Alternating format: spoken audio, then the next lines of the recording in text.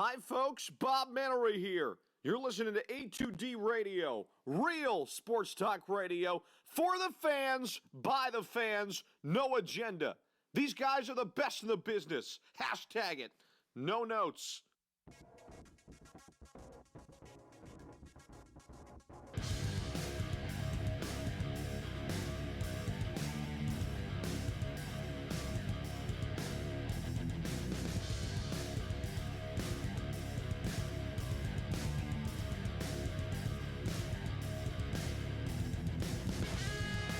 It's Monday night, Sports Hounds live in the Real Talk Studios, Runnymede, New Jersey. I'm Rob Brinkman, he's Brad Ryer, Frank Vesby on the ones and twos. We got the Daytona 500 live and cracking in the studio.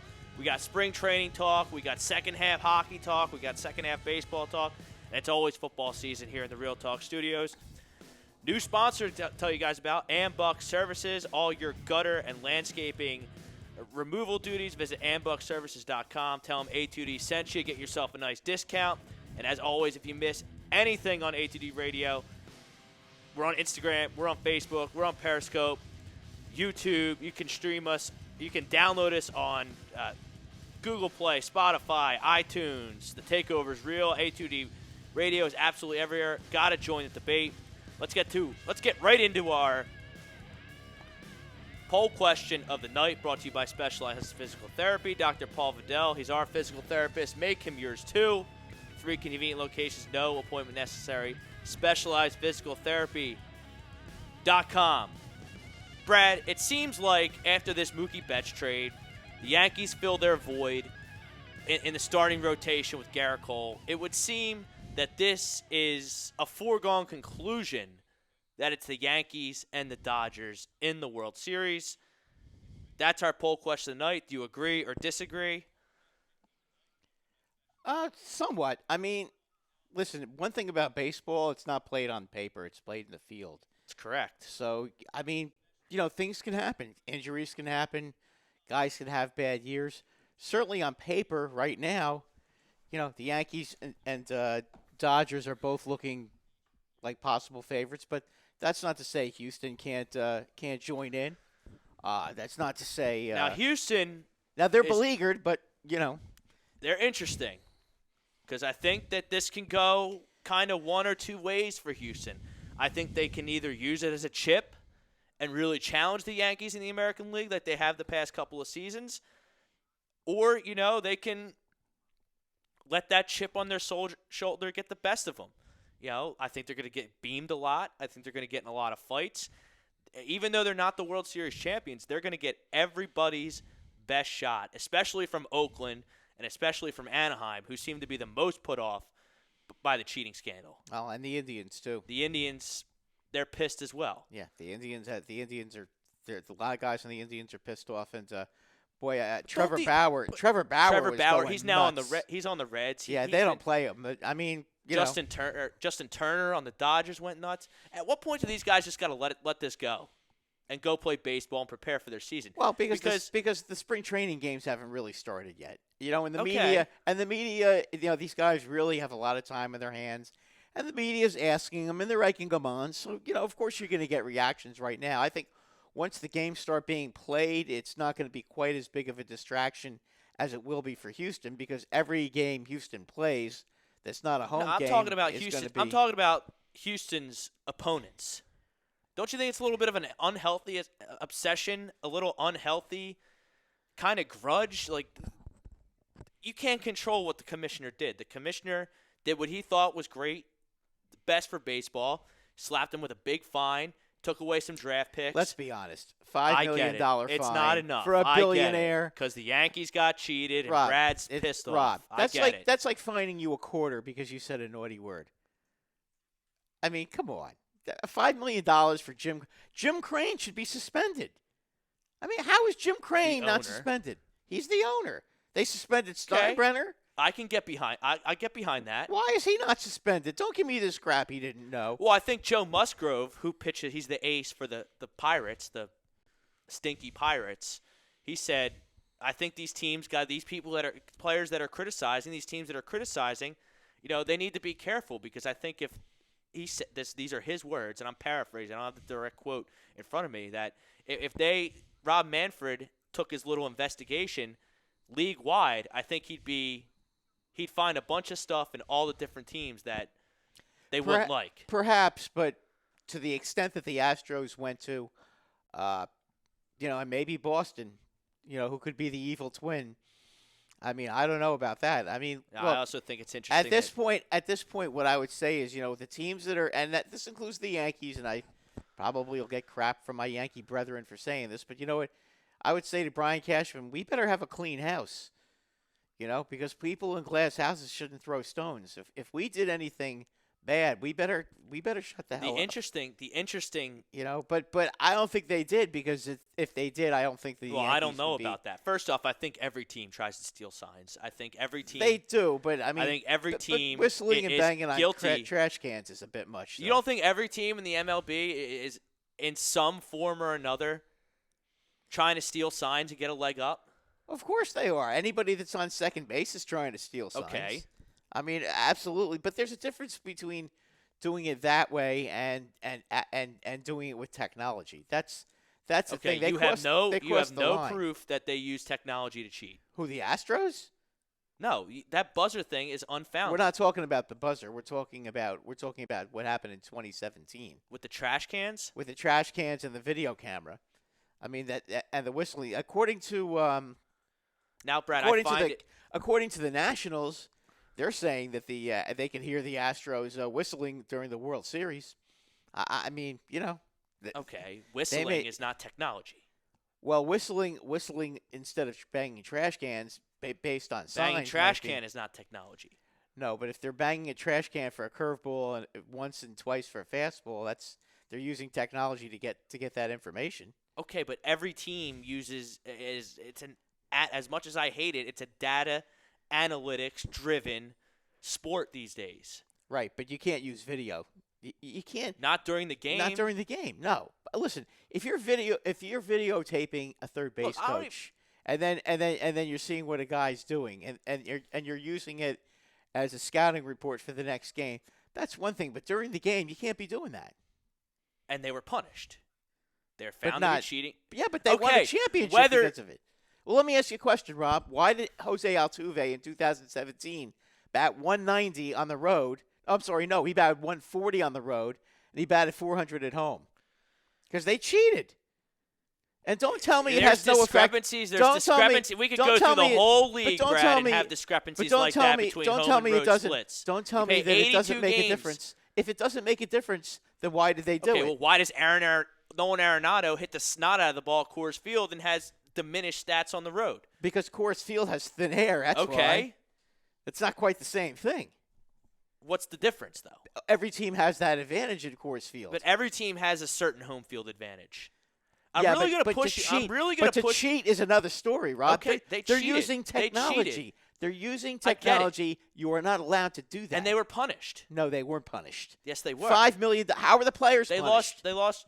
Well, I mean. How are the players punished? Oh, now they don't. Now if you throw a ball at a Houston Astro player, you get suspended. Well, yeah, I mean, Rob Manfred. But they can throw. But they can throw at other teams now. Well, Rob Manfred. I mean, come on. He's not doing. You cheat and then you get extra protection. Okay, you're kind of getting off because I totally agree with you. Let me ask you a question. Let me ask you a question. Totally mishandling this. Let me ask you a question. He's doing a terrible job. Let me ask you a question. Okay, you go into a store and you steal something. Okay, and the owner catches you. Yeah. Okay. He calls the police. You get arrested. Okay. If you come back into that store again, the owner doesn't have the right to be harassing you as you walk into that store? You're damn right he does. That's basically what you're saying. You're saying that the other players don't have the right to do whatever they want to do. I totally do, and that's the one thing that I love about baseball. It polices itself, and he's taking that. Well, he's trying to take it away. He's taking that away, which is wrong. And which is what I love about hockey. And that's what I love about baseball is, you know what? If bullshit happens, you're going to pay the price. And you know what?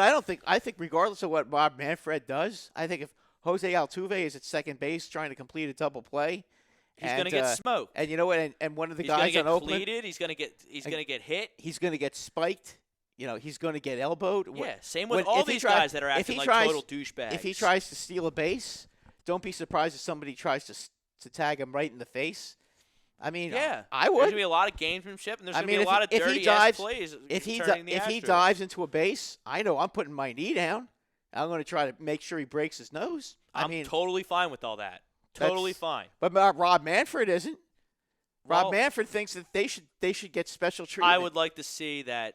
I would like to think that is Joe Torre still like his right-hand man? No, Joe Torre is not doing that. He's not doing anything. No. Well, I don't know what his, I don't know who the king of discipline is now, but I don't know who his inner circle is, but I think that hopefully he has some old school baseball minds around him saying when this does happen, which is inevitable, when they play whoever. I wonder who they open with. But Altuve's going to get plunked. Yeah, well, because Bregman's going to get punked. So is Correa. Correa is definitely going to get plunked. Yeah, Correa. Especially by the Dodgers. Yeah, he lit up Cody Bellinger on well, I'll tell you another guy who right now is going nuts is the Japanese guy who pitched for the Dodgers was Yu Darvish. He's going nuts right now. I mean, he was so upset they literally the Cubs management literally had to come out and calm him down when they started talking about the Astros because he was so angry about what happened in 2017. If you're gonna bitch and moan like that, then you better have a clean Rob, house. They have a right because you know what? These guys lost a lot of money because of their cheating. And the Astros made a lot of money because they cheated. Now, I know some people want to compare this to like steroids and stuff like that. Steroids is a little different. Steroids was basically a player-by-player cheating thing. Some players did cheat, some players didn't cheat. Okay? It wasn't a team-wide cheating. I bet you more players try and steal signs than use steroids. I don't know. Maybe not. Maybe. Listen, every player that's on second base is going to try to steal the sign from the catcher and relay it to the hitter. That's part of baseball. Okay? And I've heard the argument that what about when in 1951, when the Dodgers and the Giants played that playoff game, that one of the pitchers was that the catcher on the Giants was scuffing up the baseball so that the pitcher would be able to get the ball to sink more. I mean, I've heard all that. Okay, and you know what? Back then, that stuff used to happen, and again, they policed that kind of stuff. I mean, it is what it is. But in this day and age, if you try to spit on a baseball or cut a baseball with your belt buckle and the umpire catches you, you're going to get thrown out of the game. Yeah.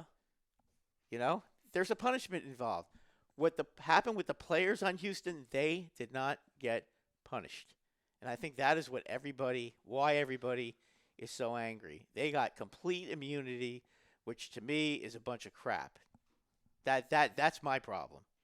Okay, but they're going to pay for it by getting with the dirty-esque plays. We'll see if they pay for it. The players are going to. But they made money off of the championships. Okay? The team made money because they got to the World Series and they got all those extra home games. I mean, you can make the argument, and we'll see what happens again with the Red Sox, but they got off way too late. $5 million is not nearly enough. That owner should have been kicked out. You can make him sell his team? Well, he knew damn. Listen, are you going to sit there and tell me he didn't know what was going on? I mean, are you kidding me? He probably had some idea. Oh, he knew what was going on. Come on. He's the owner of the team. They don't do stuff some like of these that. owners are pretty clueless by my estimation. Yeah, but so most of them maybe not. I think some of them are pretty shady too. And I'm not saying that my owner isn't shady either. I'm saying that some of them are really, really shady. And that guy Crane, are you kidding me? And for him to go on the press conference and say that it doesn't affect the game, and then 55 seconds later, I didn't say that it doesn't affect the game. Yeah, I mean, what a clown! I mean, you got to be kidding me. I mean, this is what you said. He should have just after that, Manfred should have realized what a dumb thing he did and should have gone out and done something right then and there because that was ridiculous. And he didn't, and that's why there's a big problem with baseball. I mean, this is his biggest scandal and as repulsive a scandal as the Black Sox scandal. It's just as bad. No. Where the players are cheating? I mean, you don't blame the Reds. Losing on purpose. When you don't blame, listen, when you don't blame, way worse than stealing signs. Come on. You don't blame the Reds because the Reds did their jobs. They won. But I mean, these guys, some of these guys took payoffs. But again, the whole point here is that you've got angry fans, you got angry players because nobody punished the perpetrators who were the players. Don't tell me that it's just upper management and the players had to listen to upper management. That's a bunch of crap. Well, Carlos Beltran, Hinch and Beltran probably won't get jobs again. Neither will that GM.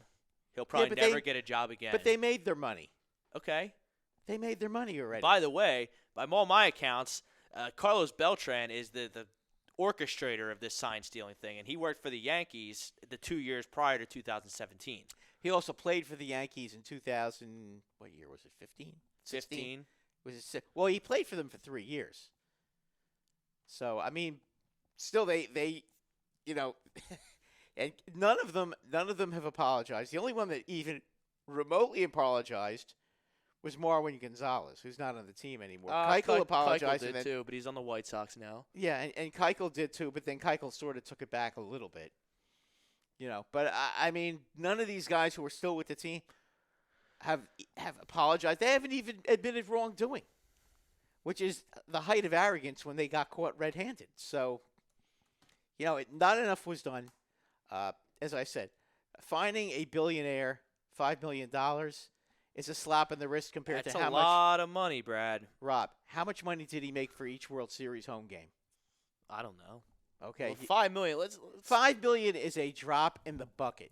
Okay, you and I talked about how much World Series tickets were this past season if the Yankees played the Dodgers. Okay, that I didn't want to pay $550 to sit in the last row of the upper deck in fair territory.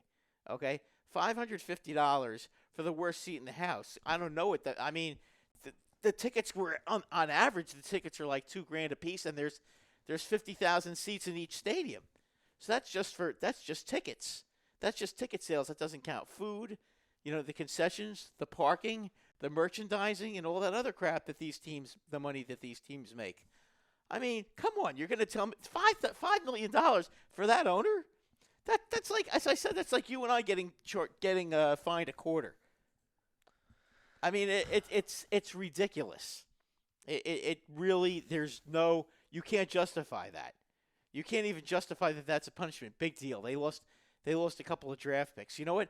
They're going to sign a bunch of free agents next year, okay? And then they won't even have to give up their first-round picks because they got them taken away anyway. The other teams will get compensation, but these guys aren't even going to be giving up their picks. So what kind of bullshit is that? That's not a bad point. I mean, come on, Rob, come on. If you're at what point in the baseball season am I going to not hear about sign stealing and the Houston Astros? And when are their opponents just going to, the Astros got one over on us. Let's prepare. Let's beat them this year, and let's focus on our season. When is that going to happen? That's what I want to happen. Yeah, I don't think I'm sick of hearing about it. I don't think you're going to see it happen anytime soon. I don't know. I mean, it'll happen until they're eliminated. If they're eliminated. Well, I don't think that they're going to be eliminated because I think the Oakland A's have a really good team out west, and I think the Yankees. Well, I agree. I agree with you about that. Oakland's very good, and I don't without Garrett Cole. It's a big loss. That's a huge loss. I mean, Verlander's another year older. Verlander had to take a couple of weeks off this past season because he was sore, didn't he?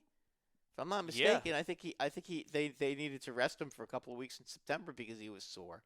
So I mean, between him and then the rest of the staff is pretty much unproven. I mean, Lance McCullers is coming off Tommy John surgery. Who knows what he's going to be like?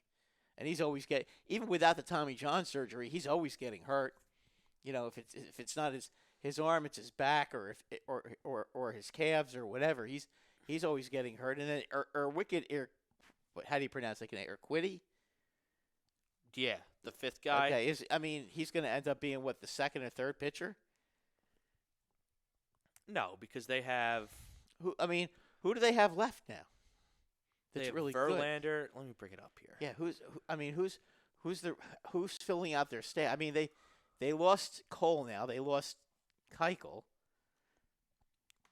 So really, the rest of their staff. Well, is clearly the strength of their team is going to be their everyday lineup. Yeah, it's going to be their hitting. Verlander, Greinke, McCullers. Okay, Greinke is very good. Urquidy, and it looks like Brad Peacock is projected to be. Peacock stinks. Urquidy stinks.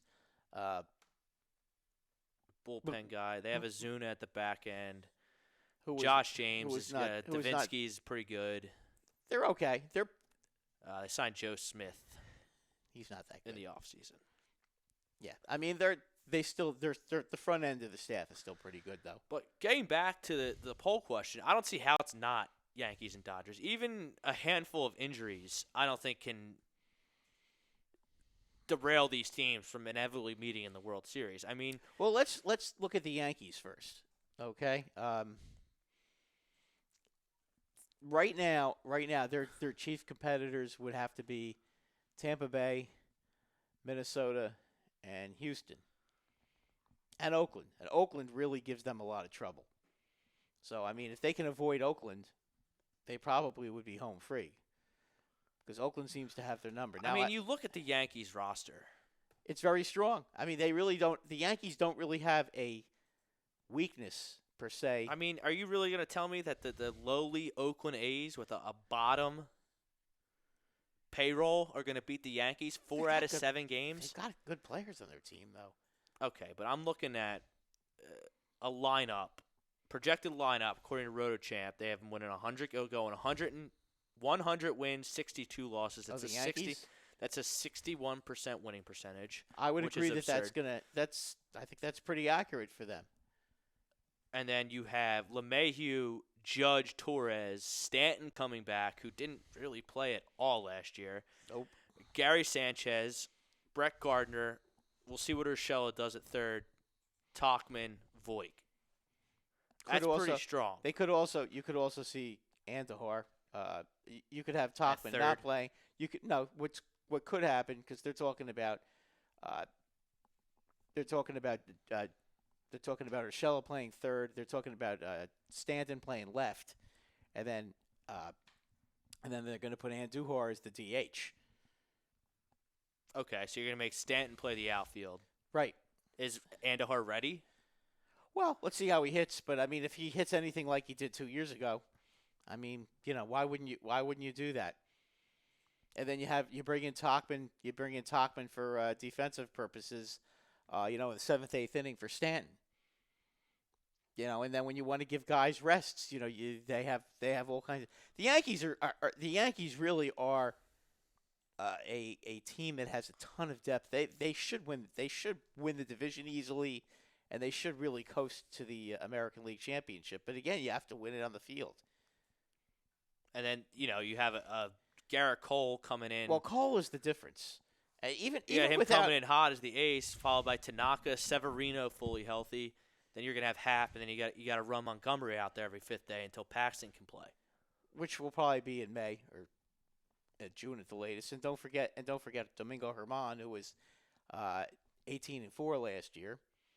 He's suspended until June, but I mean he'll be ready to pitch in June. So I mean they're gonna have plenty of pitching. They'll have plenty of relief pitching. I mean, that's the one thing they're going to be, especially with Paxton, when Paxton comes back, they're going to have one heck of a pitching staff now. So they're clear favorites in the AL East and the American League. The game has to be played on the field, not on paper. I mean, I don't know what the Red Sox are doing. I don't even know if they're still going to get punished or they're just content. Well, nobody seems to know. You have Verdugo, who's He's out. injured already. He's injured already, which I don't know how you don't do extensive medicals when you're trading a guy like Mookie Betts. Unless they think that they're just going to be able to get Verdugo and then sign Mookie Betts in the offseason. But I don't think that's going to be that easy at all. Or maybe they think that if they reset their salary cap, that they could go out and try to sign Christian Yelich when he becomes a free agent. Maybe that's their. Yeah, because he probably won't be in Milwaukee. Well, I mean that's the only thing I can think of right now with the Red Sox. Because I mean, right now they're saying Sale may not even start the season. He's banged up. Then you have Eduardo Rodriguez, who's a stud. He's a quality. as their two guy. He is a quality pitcher. I mean, but then Nasty Nate was terrible last year. he was also injured. Martin Perez was He's not good. he was on the Twins last year. He's not good, and I've never even heard of Matt Hall. Who? Matt Hall. That's their 5th starter on RotoChamp. Okay, well, They should still score runs. I mean, they'll still score plenty of runs. Verdugo, Devers, Bogarts, Martinez, Benintendi, Chavez, Moreland, Vasquez, Jackie Bradley. But I don't think the Red Sox. I think they'll score plenty of runs. But I don't think they're as good as Tampa Bay. No, Tampa Bay still has a really good pitching staff. Yeah, I mean Tampa Bay, but I mean the I Yankees. mean, you have to figure that their lineups nothing to sneeze at too. They Who, made Tampa a lot Bay? of Tampa Bay. They Tampa make a lot of Bay- these sneaky. They make a lot of these sneaky moves every offseason. They do. Brandon Lau, who was awesome last year. Austin Meadows, who was awesome last year. Yep. Yandy Diaz, who was Pretty good. He's pretty good. They got strike they out. got the guy that used a lot. they got the guy that used to play for the White Sox. Ji-Man Choi slated to hit 4. Who knows? They play games with their lineups, but they get Hunter Renfroe from the Padres. He's going to hit over 30. He's going to hit over 30 home runs. He's just especially in that stadium. He's going to strike out a lot, and he's not going to hit for a high average. Jose Martinez slated to be their DH. Total American League player. They got him from the Cardinals. The Cardinals just couldn't fit him in the lineup. He can't field. No, I know. He but can mash. He'll be perfect on that team, though. But I mean, he's probably going to, with every day at bats, Jose Martinez is probably going to hit 300. I agree with you. And don't forget Avisail Garcia. Well, Is he he's still on somewhere the else. team, He's or- on the Brewers now. Oh, he is? Okay. Yes. Because he's a good hitter. And then you have, Wiley Adams. I don't really know what type of player he is. He's their top prospect, isn't he? Wander Franco is their top prospect. All right. I thought So Adams we'll was see one of when their, he's was there. one of their prospects. And then you have Kiermaier, who he's not an offensive guy. He's a Gold Glove defender, and then Zunino at catcher, who's also a very good who's also a good defensive player and hits a lot of home runs. So that's their everyday lineup. Yeah, no, Then they're you not have- bad. Not bad. Then they've perfected the opener. Plus, they got Blake Snell, and they've got You have Blake Snell, you have Charlie Morton, Morton. and you have Tyler Glass now, was as good as anybody in baseball so before you've he got hurt you've last got year. a nasty top three. And then Yanni Chirinos, who pitched He was well pretty good last last year. and then Yarborough. Well, I think the number 5 is going to be mostly. Yeah, they play games, and then they have They'll be Diego mostly Castillo can start the game for you. Well, you know what they do. They do the they're the masters. Yeah, they have of three. They have a the 3-man openers. rotation, and then they play games. But Yeah, I mean, but they do it. But they're masters at doing it. they're not anywhere. They're not anywhere close to the Yankees. And you look at the Central. The Central is always wide open.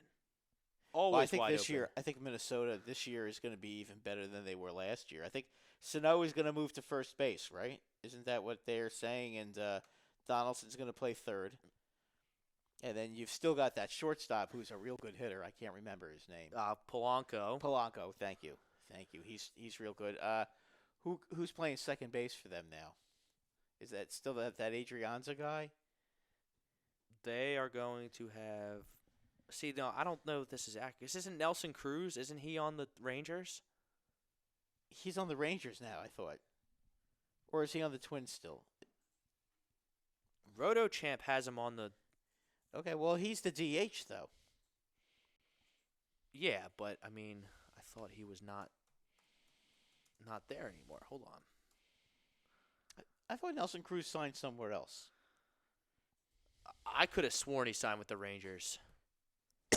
Frank, can you help us? Did Edwin Encarnacion He is sign a with member of the Minnesota Twins. Okay, so he Okay. didn't move. So, yeah, that's Boy, so the Rangers didn't do jack shit in the offseason with having all that new ballpark and all that money. Well, they get Corey Kluber, and that's it. They got Kluber, but And they traded Nomar Mazara for nothing. Kluber, Kluber to me is a big gamble.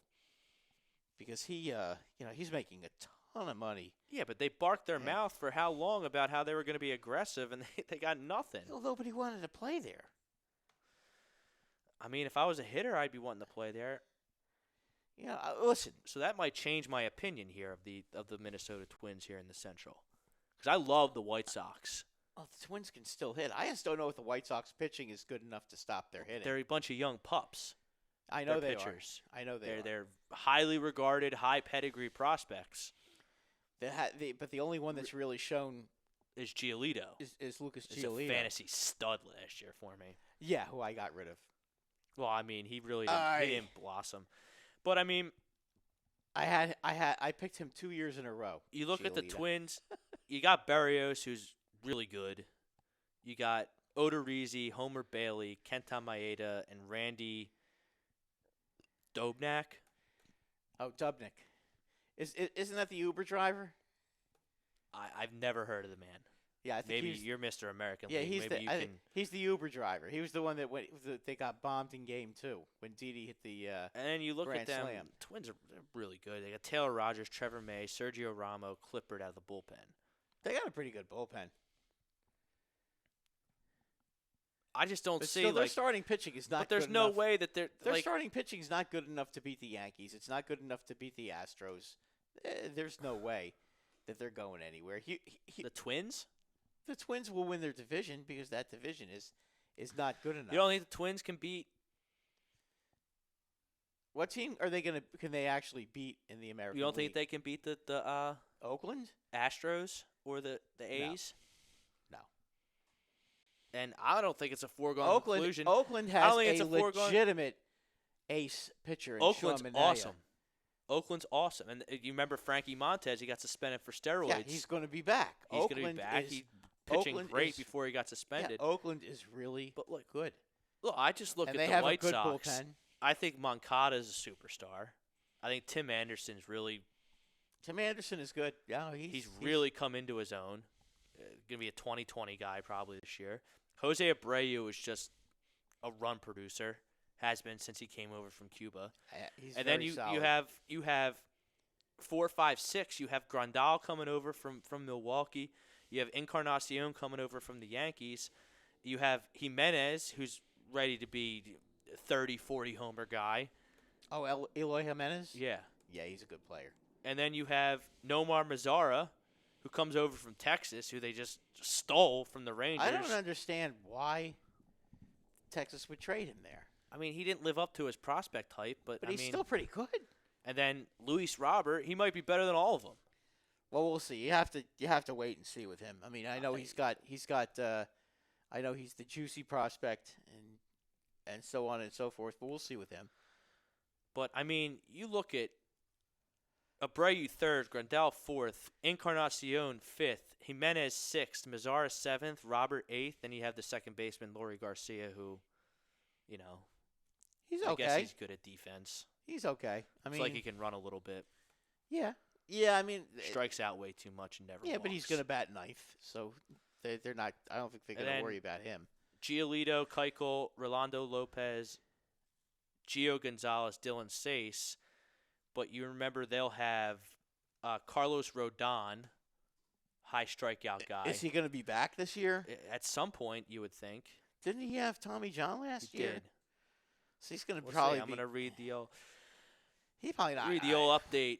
3/4 of the way from Tommy John. Hahn would estimate would be able to return to the White Sox between mid-July and August. Oh, okay. So maybe he can be back for a stretch run. And then Michael Kopech. He's never been able to prove it though at the major league level. He's a high prospect. Yeah, but they've been counting on him for years, just like Ronaldo Lopez. I mean, they've been talking about him for how long now? And Ronaldo Lopez will strike out 15 guys one night and then he'll get a shutout, and then the next night he'll give up 10 runs. I mean, he's the heir apparent to Michael Pineda in the Mr. Consistency battle. Oh, fucking Denny douche won again. Speaking of Pineda, he would be the isn't he the 5th starter for the Twins? He's injured, I think. Again? For the Twins? Oh, let me go back to the Twins. Pineda again is injured?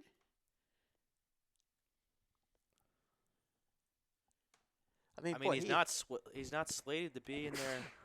If he's on the team, he's going to be pitching. He's going to be their 5th pitcher. 2-year, 20 deal was agreed on Thursday. 30-year-old right-hander will have to spend the first 5 weeks of the 2020 regular season finishing up a 60-game performance-enhancing suspension. Okay. All right. So And then they also have Rich Hill. Twins. Rich Hill's always getting hurt, though. So if you were going to – so the Yankees are the favorites by far and away. They're going to go to the World Series in the American League, and I agree with the poll. It's going to be the Yankees and the Dodgers. But if you're making a case, power ranking the worthy adversaries for the loaded New York Yankees, they'd be what? Well, after the Astros, number Yankees, one? Astros, Oakland. I think the Astros, Oakland, Tampa Bay. Hold on. So Astros over A's.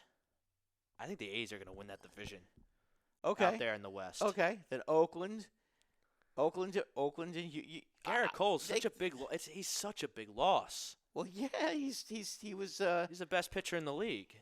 He was last year. Big time.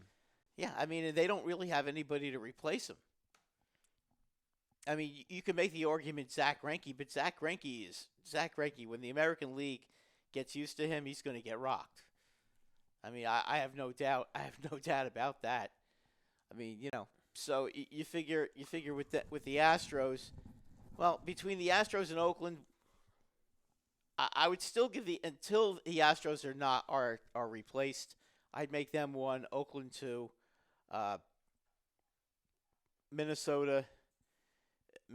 Tampa Bay 3, then Minnesota 4. There's a lot of teams in it. Top 4. Cleveland has an outside shot. You look at Oakland's lineup. Cleveland. Problem with Cleveland is isn't Clevenger didn't Clevenger He just had get knee hurt? surgery. He's out 4 to 6 weeks. Yeah, for now. So that means he'll return. That means he'll be probably in the middle of April. Be all right. Yeah, he'll be okay in the middle of April.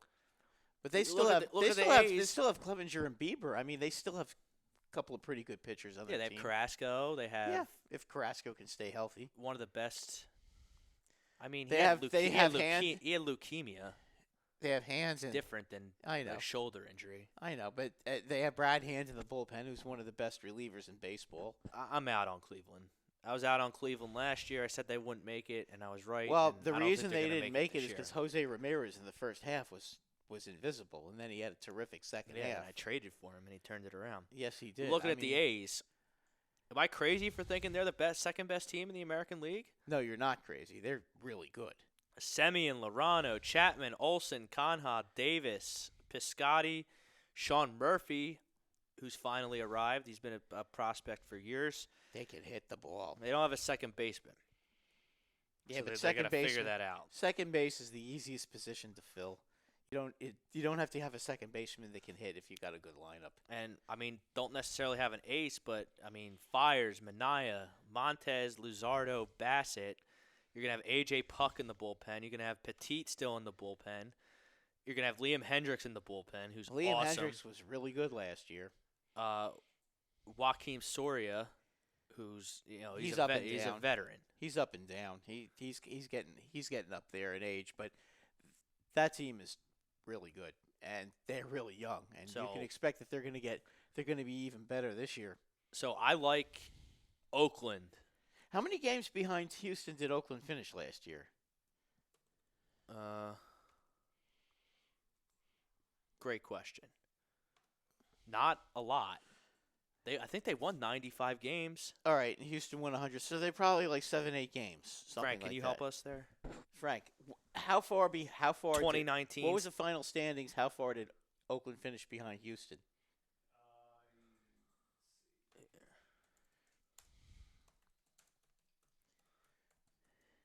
Because Houston won 100, didn't they? I thought they won 103 last year. The AL West, the Athletics were 10 games behind the Astros with a record of 97 and 65. Okay, so the Astros won 107. Yep. All right, so you figure Oakland won 97. Oakland won 97. Houston's not winning 107 games without Garrett Cole without and this Garrett Cole stealing black cloud over their head. You can take Sorry. You can take at least 10 games off without Garrett Cole. Yeah. Okay, and with Sean Minaya healthy, you can add at least and Frankie Montez pitching the whole season. You could add at least 10 games to Oakland's win total. Could the A's win more games than the Yankees? I don't know. Well, you look at the divisions. the AL East the between AL the East AL is- East and the AL West. The AL East is a way better division Yeah, than it is. the AL West because I'm not buying, all due respect to Mike Trout, who's the best player. I'm not buying the Angels. I'm because not they buying can't the hit. Angels. They can't pitch. Still can't pitch. You added Rendon, and you're going to have Upton healthy for hopefully the whole season. I don't think that equals playoffs. I'm sorry. I don't see you Not winning unless- 90 games Not to get unless into a wild card Not spot. unless some of those pitchers. Not unless some of those pitchers come alive. Like who they have? Like, I mean, Their pitching is not good. they whiffed on Keuchel. They whiffed on I mean, I'll it's bring it always up. been like that with them. the West. Seattle's terrible. Yeah, no, Seattle's going to be like a 67 I'm win not. team. I'm not in on the Rangers at all. So you got two teams in the West. Whereas I like what Toronto's doing in the East. I like what Tampa's doing. Boston's going to score a bunch of runs, and the Yankees are loaded. So Okay, that's- so their pitching consists of let's see, Justin Anderson, Griffin Canning, Felix Pena, Jamie Barria, Patrick Sandoval, Jose Suarez, Dylan Bundy, Dylan Peters, Mike Mayers, Kenyon Middleton, Taylor Cole, Ty Buttrey, and Julio Teheran. I mean, yeah. all right, so there's they're a bunch of they're bags. the top of their pitching staff is going to be Dylan Bundy and Julio Teheran, who were really bad last year, and actually Teheran has been bad for 2-3 years now, hasn't he? Yeah, horrible. And now he's For the switching. Braves. Now he's switching leagues. That I mean, might help him in the short run, but he's going to be. yeah, but once everybody sees him, they're gonna smoke him too because. If the National League bombed him and now he's got to face a DH, he doesn't even get an automatic out with the pitcher. I mean, getting to some of these comments, we really got off the rails here and forgot about it. The fam out there. What's up, A2 Radio? Watching season 1, a second episode of Ruthless Aggression. That's from David Rosca. Knowing Rosca, what's that, a wrestling thing? I don't even know what that is. Don't know. It is a wrestling thing. Wrestling thing? Yep. David Rosca also thinks the Astros suck balls. Of course he does. That doesn't surprise me considering his California allegiances to the Angels. Bob Brickman, he should have been fined the amount of extra revenue he got for being in the World Series TV tickets. The TV money was probably a pretty hefty amount. See, that was my whole point about why $5 million is nothing. I get you. Andrew Newman checks in. He's a St. John's Red Storm fan. They're playing Xavier right now on the college hoops circuit. Let me get Denny That's Douche. a big game. That's a big game for St. John's if they want to make the tournament. Well, they're almost done. But that ship has sailed, my friend. for them, yeah, probably. That ship has sailed. Xavier's squarely on the bubble. This would be a not good. Yeah, I mean 14-11 at this point in the season. How They're not gonna about make it. our Rutgers Scarlet Knights, the official Well, team they're of New Jersey? Your Rutgers Scarlet Knights. Yes, I mean, yeah, they play really good defense, but they can't score. but they probably will make the NCAA. Yes, they are tournament, and definitely that going for to. them- They're locked into the NCAA tournament. For them, that's quite the improvement, considering their past records the last few years. That's a pretty good jump. I think they're 17 and no, what are they? 15-0 at home, 16-0 Probably at home. everyone. Rutgers? Everyone has stupid records at home in the Big Ten. Yeah. Nobody wins on the road.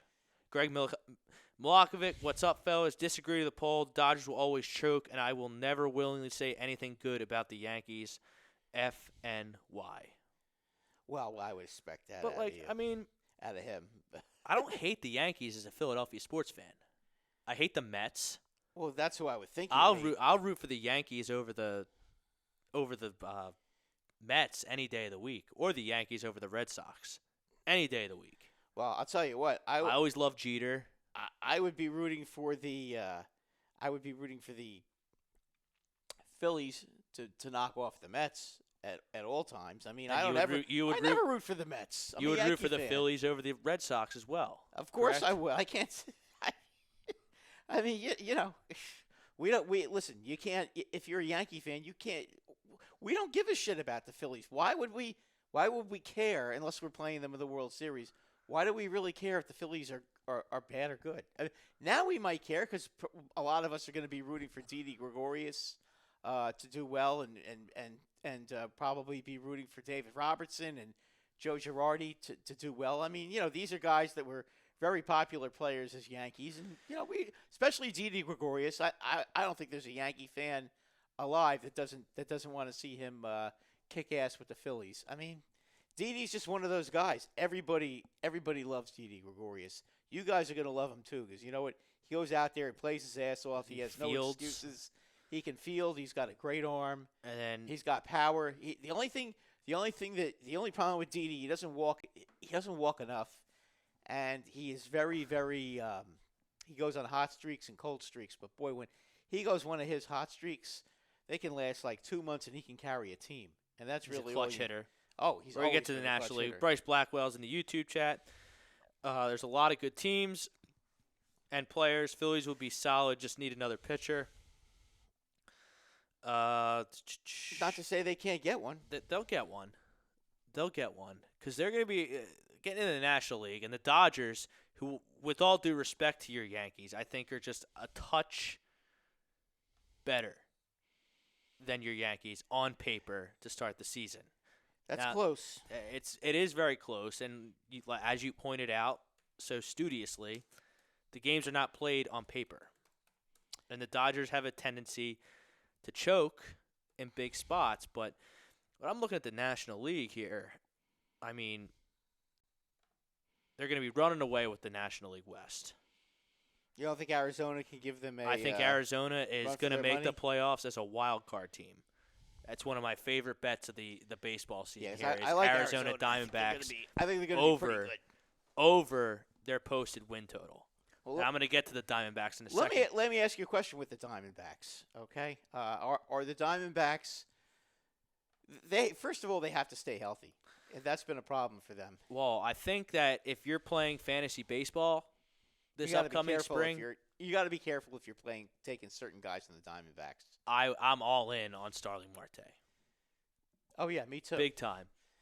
And he's going to hit leadoff. And Peralta, but he's always hurt though. Yeah, that's the problem. I mean, you have Marte, Starling Marte, Ketel Marte, Eduardo Escobar, Peralta, who's just a pure hitter, Christian Walker, who might be a 30 home run guy at first base, Nick Ahmed, who's a Gold Glover, and Carson Kelly. Carson Kelly, who's going to hit 15 home runs for you.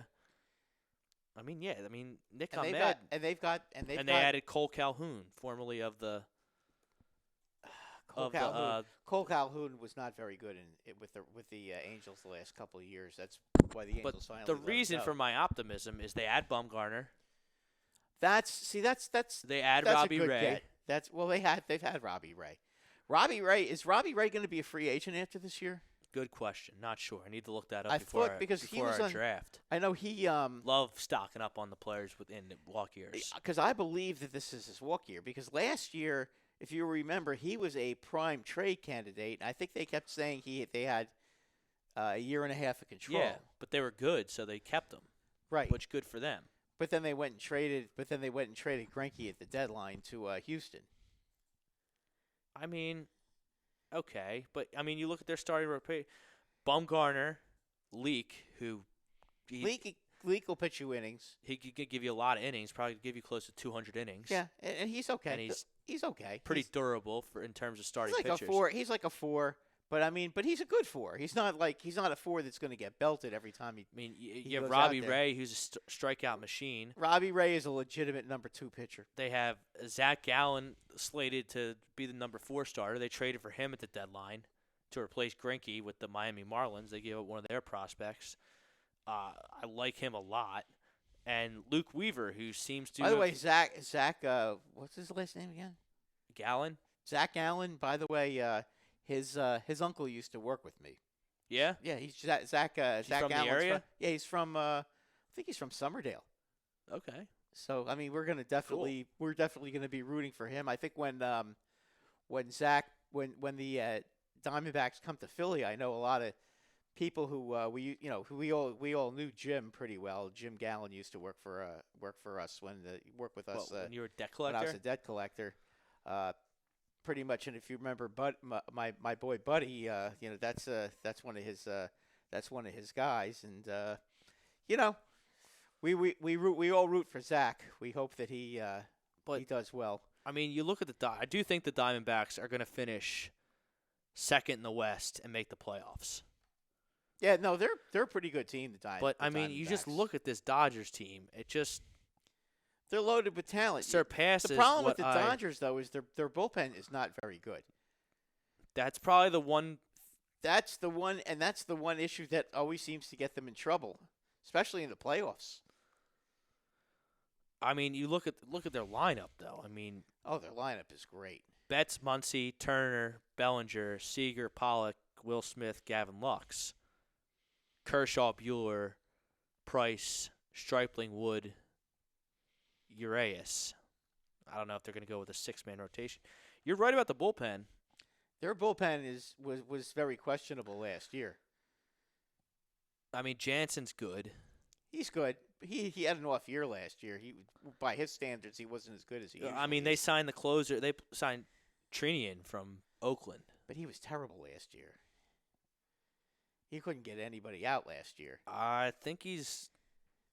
Was he injured last year? These bullpen guys, they go up and down. I know. I'm just saying training was not good last year. They got David Price, but, if you're a Yankee fan, are you really afraid of David Price? If you had to face him in the World Series? I mean, I'm kind of like, I hope he pitches against them in Yankee Stadium. I mean, David hear you, Price, the Yankees have slaughtered David Price. But I'm talking about David if the Price Yankees is not play going against to. them. David Price is not going to have to play the Yankees. Unless they get to the World Series. Okay. But I'm just saying it. David Price is going to be pitching against the Well, let me ask you a question. If both of them Rockies and the if they're both Padres, if who I'm both not healthy, impressed with at all. If both healthy at this stage of their career, who would you rather have out there, Severino or David Price? I think I would rather have Severino right now. I agree with that. Same thing goes with Jim Paxton. I mean, if he's healthy, I wouldn't be worried about him either. I mean, he proved in the second half just how good he was. In that game he pitched against the Astros in Yankee Stadium in the playoffs last year, he was the game they beat Verlander. I mean, he was great. One run in 6 innings? And then the bullpen did the rest. I mean, Paxton proved it in the playoffs last year. He really did. He pitched great down the stretch. Yes, he did. He pitched great after I traded him in fantasy. I was trying to get you to trade him to me. You should have made that trade, though, for Goldschmidt. That would have been a good trade for you. Yes, that's correct. But then you look at the East, and I think that's the hardest division to handicap. It only really one is. team. I think only one team's going to end up making it because they're going to beat up on each other. And I think agree. any of the 4 teams could make it.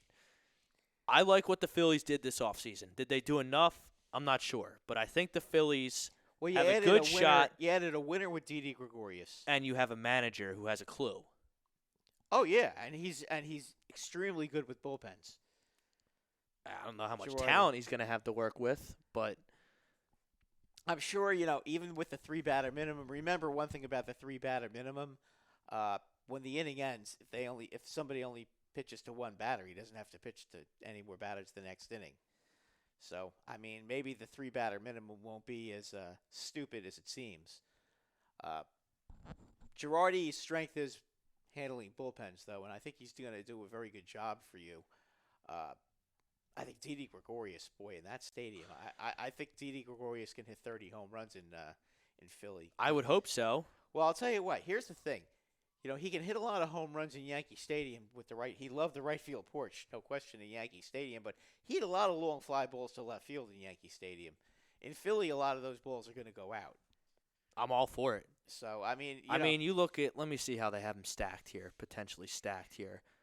The problem with the Phillies right now is I don't know if McCutchen is going to be ready for opening day, which the Phillies don't have a leadoff hitter, which I hate. Well, Didi's not a leadoff hitter.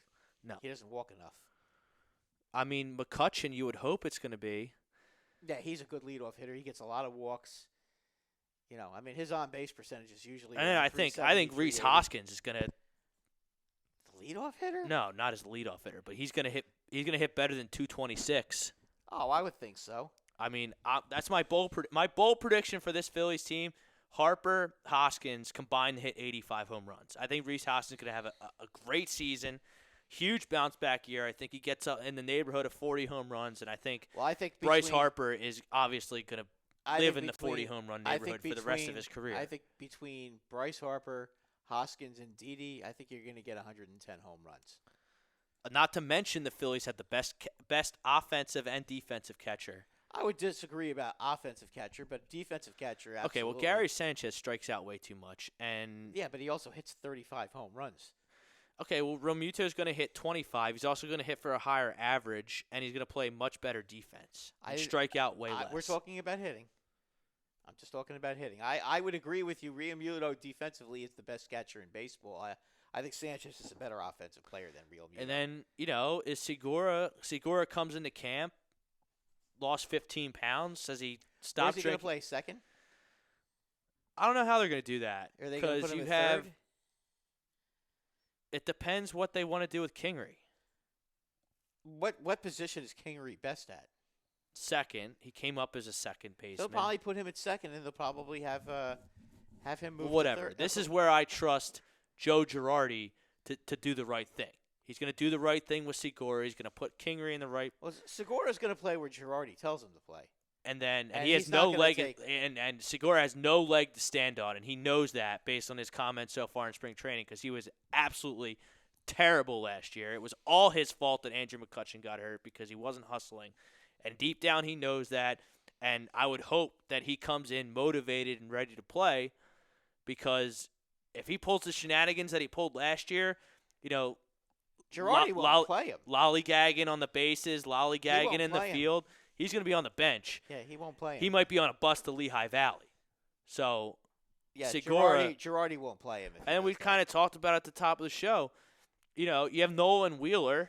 You got to pray you get 400 innings from those guys between them. Yes, I would agree. I think Wheeler's going to be okay. I mean, Wheeler. If you can channel in to Zach Eflin or Jake Arrieta and get 160 to 180 innings out of those two, so 360 innings between them, I think the Phillies walk to a division championship. I think they walk to a division championship. I think that division is really. This lineup, it's really good. Yeah, but all the teams in that division, actually, the first 4 teams in that division all have pretty good lineups. That's the thing. I see the 2 teams at the top that made the playoffs last year. They both lost their cleanup hitters. And I'm not a Marcell Ozuna fan at all. The Braves and the Nationals. The Braves and the Nationals. Yeah, but Ozuna's not a bad hitter, though. He was kind of bad last year. He should have been better. I mean, you're not wrong. He should have been better. I mean, we'll see. St. Louis, playing in St. Louis is not always. It can be tough as far as the heat, and that's a big ballpark. I mean, Atlanta is Atlanta a big ballpark now? The new stadium, because I don't know what it's like, to be honest with you. We'll have to kind see. of. It's short to right, kind of deeper to left. Okay, so he's a right-handed hitter, though. So I mean, does he? Ozuna hits all fields, though, doesn't he? I look at the Braves. We got to take our break, but we're going to continue our baseball talk. Yeah. On the other side for a few minutes before we get into hockey, basketball, and the NFL. So, Frank, let's do our break. Sports Hounds, HUD Radio. We'll be back right after this.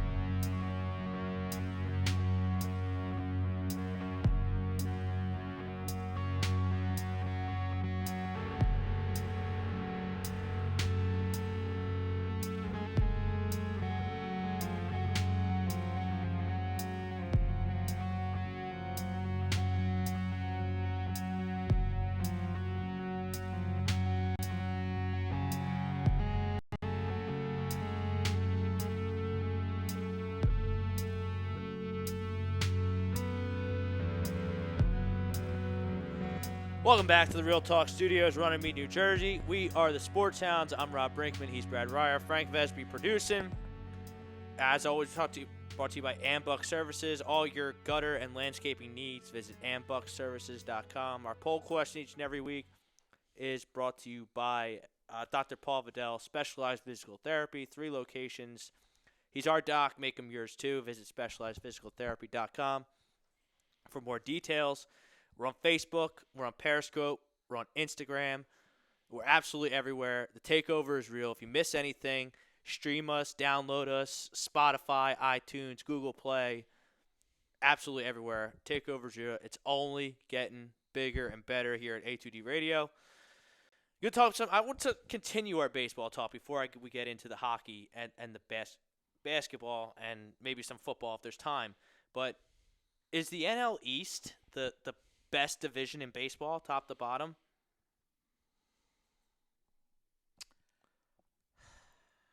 You know, I think is it one of the 4? East? I think 1 to 4 it is. I mean, there are 4 teams that can win that. The division. one that jumps out to me in the American League that's constructed the same way. The American League East? Yeah, you got 4 teams that are pretty I don't good. I don't know about Toronto yet. I mean, I gathered I like Toronto. I don't think Toronto is better than either Philadelphia, New York, or Washington, or Atlanta. So I mean, I think from 1 to 4, the top 4 teams, you know, from 1 to 4, yes. I think 1 to 3, I think the American League East is still, you know, at the top of at the top. But 1 to 4, no. I mean, and you have 4 evenly matched teams. I don't think there's gonna be a team in that division that wins more than 90. I could see all 4 teams being between 85 and 90 wins. How many wins do you think it's going to take to win the NL East? Probably maybe 92. I think they're all going to be.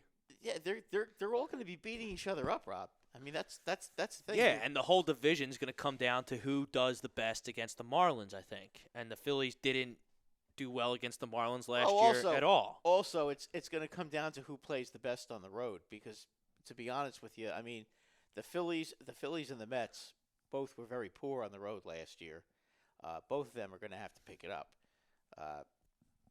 Atlanta was okay on the road, and Washington at the end of the season was red hot, and they were very good on the road. I mean, ultimately, I think if you look at the road records, I think that's going to be the difference. They're all good home teams. So, I mean, that's going to be where the East is won. Bob Brinkman saw an interview that said Kingery will play one position, which will be third, and so that leaves Segura at second. I'm fine with that. Yeah, I don't really care where. I don't really care. If you can play short, you can play second. I don't care who plays where, but I want it to be the better, same. I want it to be the same. I think every day. I think Didi's a better shortstop than Segura is. Big time. Gene Segura was horrible last year defensively as a shortstop. He was horrible. Didi's Gold Glove caliber shortstop. Yeah, and he's got lots of range, strong arm. He's a better player than Gene Segura, who, after watching Gene Segura last year for a couple months, I see why he gets traded every offseason. It's like Tobias Harris for the Sixers. Yeah, he puts up the fancy numbers, but then when you watch him play, you realize he's soft. Just like, yeah. And like we said, that shit's not going to fly this year with Joe Girardi. No. It's just absolutely not. No. So, if you don't produce, you're not going to play. I mean, I like the Phillies to win the East.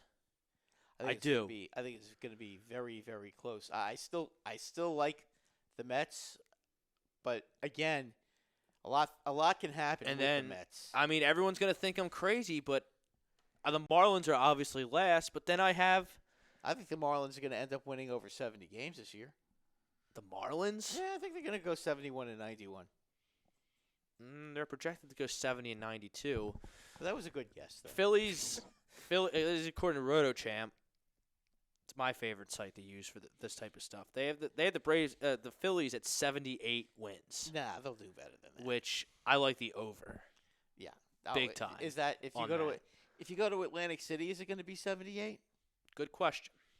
Because if it's 78, I'll definitely drop some money on that. Cause that seems to be too easy. The Mets at 91, according to RotoChamp, like no shot. I don't see that at all. That's pushing it. That's pushing it. I mean, but I think the Braves finish fourth. Mets have a good team. The Braves actually, if you really want to get down to it, look, they have the most exciting young players, but they have Acuna. I'm not crazy about their starting pitching though. They have Acuna, they have Albies, and they have Freeman. That's their 1, 2, 3 studs. That's really good. Awesome. Really maybe the best 1, 2, 3 hitters in all of baseball. Past that, you have Ozuna, fourth. Nick Markakis, fifth. Travis Dearnard at catcher. Johan Camargo at third, and Dansby Swanson at short.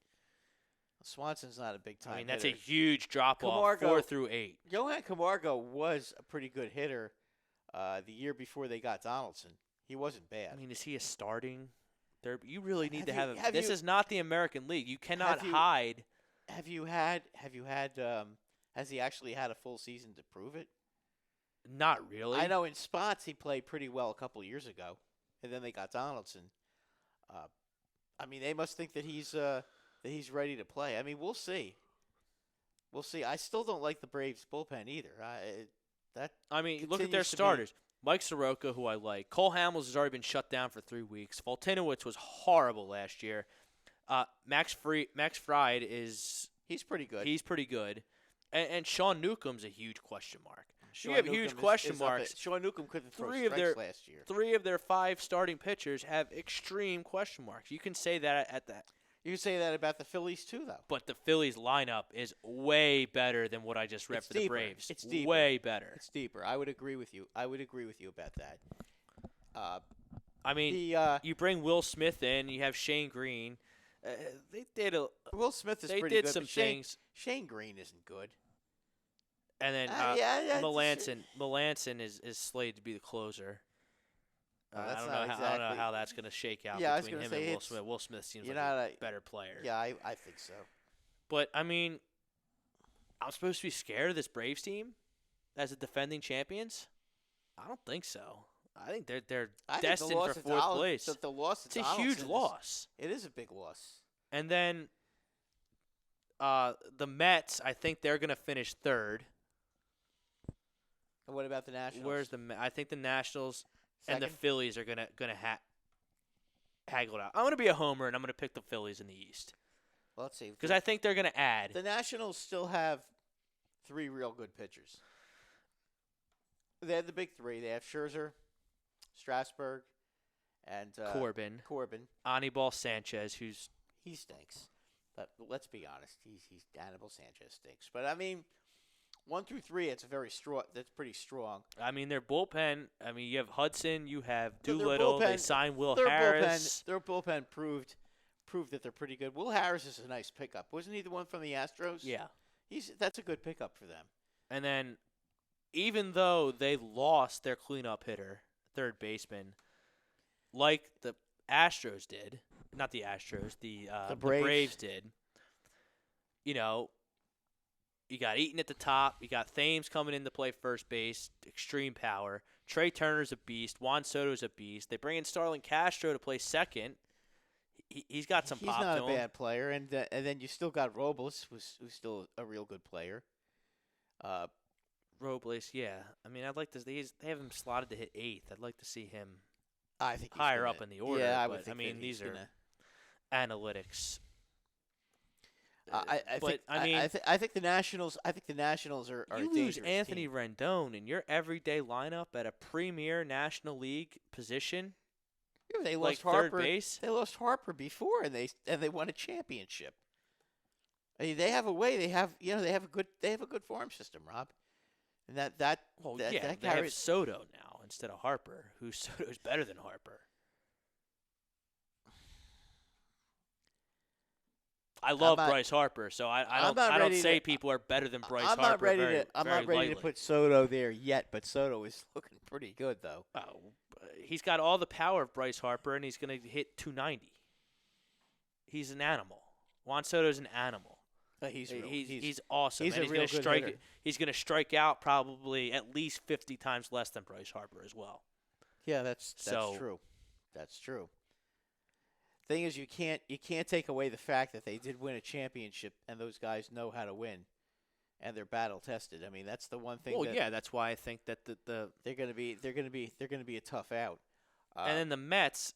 I mean, look, the Mets offensively are as good as anybody in that division. Are you sure about this? Yeah, I think so. But I think Okay. but defensively, they might be the worst. Stinks. Their defense might be the worst. They may have the worst fielding team in the National League because the problem is, if you look at them, they do not have a plus defender. Who am I in their supposed lineup. to be scared of in this lineup, though? Alonso? Alonso's a beast. Alonso McNeil is a good hitter. McNeil's pretty good. Yeah, Rosario is a good hitter. Brandon Nimmo is not good. Yeah, but I mean, Conforto J.D. is. Davis had a cute stretch last year, but I mean, is he going to do it? Conforto is pretty Conforto's good. a good hitter. I mean, they can hit the ball. The Mets. We'll see about Cano. Maybe I'm underselling the Mets. I don't think I'm not because I think they can win the division. Unfortunately, what scares me is if Cespedes comes out and has a huge year. He's not going to do jack shit. That guy's a loser. We'll see. I mean, he has the ability to be a 40 home run hitter, and this is his walk year. I would think that he's going to hit the ball. I mean, I know he hasn't played very much the last couple of years, but that guy can hit the ball. And Mike Parker thinks the NL East could shape up to be the best division in baseball this year. I totally agree with that. I think he put the four of the 5 teams could easily win the division. Absolutely. I could see definitely 3 the most teams parity. making the division. Definitely the most parity. How are they going to do head-to-head? And how are you going to do against the Marlins? Yeah. Not doing well against the Marlins last year probably cost the Phillies a playoff spot, amongst other deficiencies. Yeah, but they were especially terrible. Yeah, they were bad against the Marlins. They were horrible, Brad, against the Marlins. Yeah, they really struggled against the Marlins. And the Rockies. The Rockies beat them up when they went to Colorado. Didn't they lose 4 straight? All right, so let's get into something like that. It was something they weren't good against Colorado. But I mean, they're against bad teams. The Phillies have to beat the bad teams this year. How many wins do you think Girardi is good for over Kapler? 5. That's 5. Okay, and then all the pitchers are already raving about Brian Price, the new pitching coach, how they like him a lot better because he doesn't just give them a whole bunch of numbers and they actually talk about real baseball instead of just analytics. Well, I think having Wheeler is a steady pitcher. He throws a lot of innings for sure. As long as he stays healthy, he's a real good pitcher. I could see. So you're going to have him over Pivetta. What do you think that win above replacement is, 3? No, I think it's more than that. I could see Wheeler winning between 13 and 15 games. God willing, that would be awesome. Yeah, I could see 13. But I mean, to if 15 Girardi wins. gives you 5 wins and Wheeler gives you 5 wins, you're up to 94 wins. This team's going to be much improved. And this Didi's team is probably going to win. put up a Listen, lot of crooked numbers.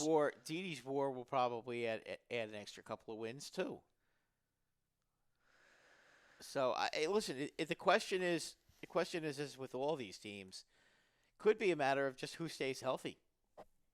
That's always a big factor. All right, so Roto Champs projections, the American League, they have the Yankees in the East, the Twins in the Central, the Astros in the West, and then they're going to have Oakland to Tampa Bay. Tampa Bay. That's not exactly going out of the limb. And they have the Angels and the Indians. Over Both at Oakland? 86 and 76. Yeah, they only have 84 and 78 for the A's. Well, These they are need these to put analytics they need to put projections. They need to put down the crack pipe. So- just like the Phillies are going to win 77. I'll go to Atlantic City and place that bet. So New York, Minnesota, Houston, Cleveland, and the Angels. That's who. And we just mentioned who the Angels' top 2 pitchers are: Dylan Bundy and Julio Teheran. I'm sorry, I mean, But what's those two Anthony guys- Rendon going to hit 75 home runs but for him? yeah, that's exactly. And I'm sorry, but when you're going into a big series against Houston, okay, and you're running Julio Teheran guess- against Verlander. I guess the And computer then likes. and Dylan Bundy against Greinke. I'm sorry, you're not matching up real well. I guess the computer thinks that Ohtani is going to be. Ohtani's not going to be pitching till June. He's going to hit the whole year. I mean, Yeah, but he's not Julio going to be. Teheran- I mean, But Andrew he's not going to Heaney- pitch until he's not going to pitch Yeah, I'm until sorry, June. I can't get behind the Angels as a playoff team. No, I no. just can't. No, maybe next year, not this year. But we're agreement. I like the A's in the West. I like the I like the A's too. The A's are going to be tough. and You know, think I the wouldn't Twins, be surprised. I think the Astros are going to be carrying a lot of baggage this year, and you can say that they won't be distracted and they could have a chip on their shoulder. The only chip they're going to have on their shoulder is the one after the ball keeps hitting them on the shoulder. So I was looking at some stuff during the break.